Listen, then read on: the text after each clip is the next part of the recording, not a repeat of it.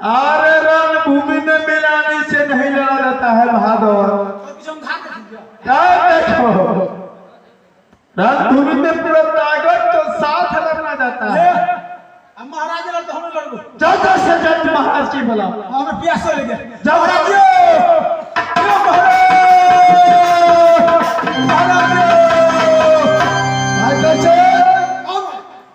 अरे क्या हुआ?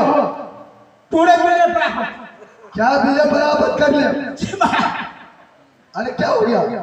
नृत्य बजाते अच्छा 5 पटका हो गया।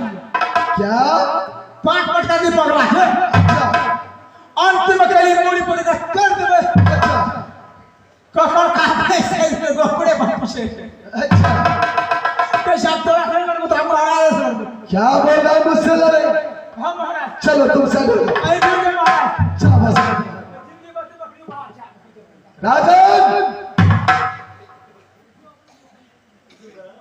बलराम सिंह चलो तैयारी होने का कोशिश करो। फिर से तू तैयारी होने की कोशिश करता है। क्या नहीं चलो तैयारी हो जा महाराज। चलो सावधान हो जाओ। चलो बाजा जा मार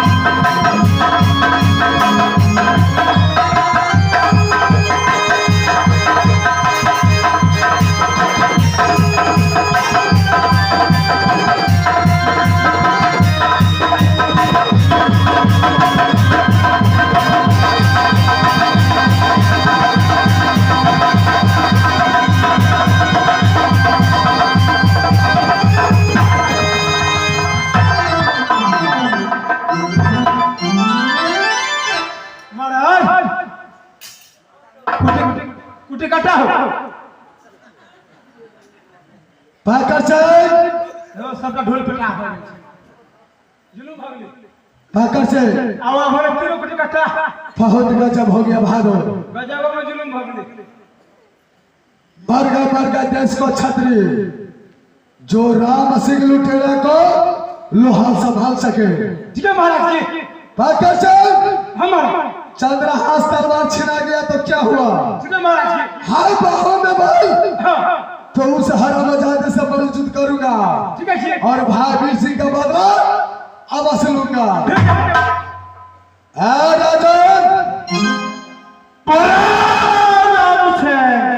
चलो बलयुद्ध करने के लिए तैयारी हो जाओ। साथ में बलयुद्ध करेगा तो चलो नहीं चलो तैयारी होने की कोशिश करो। चलो तैयारी हो जाओ। चलो मजा दो मरदा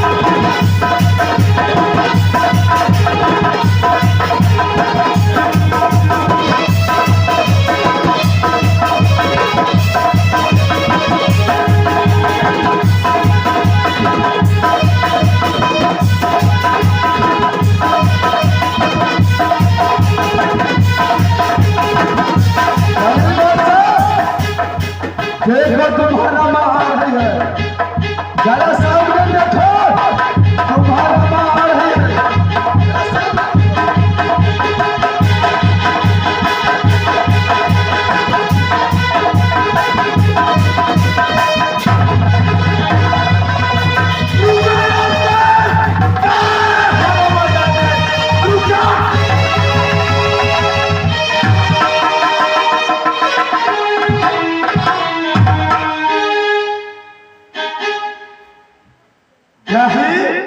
हाँ स्वामी, ये समय मैं अपना दुश्मन को पीछा कर रहा हूँ सत्य।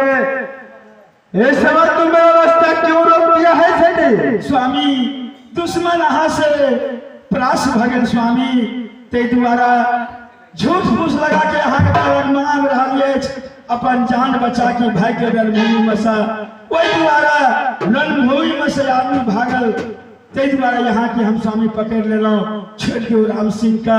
राम सिंह आप सिलेंडर भगल स्वामी, अपना बच्चा है के बन जंगल। राम सिंह राम छोड़ कर के भाग गया है सत्य। हाँ स्वामी, अरे यहाँ का हम पकड़ ले लो से पापी राम सिंह का जी जान बकश दियो प्रतिदेव।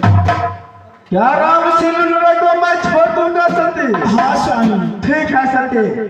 सत्य हाँ यहाँ से जल्द चलिए अपना महल की ओर। चलो स्वामी। ठीक है, जल्द चलिए सत्य। अब चलिए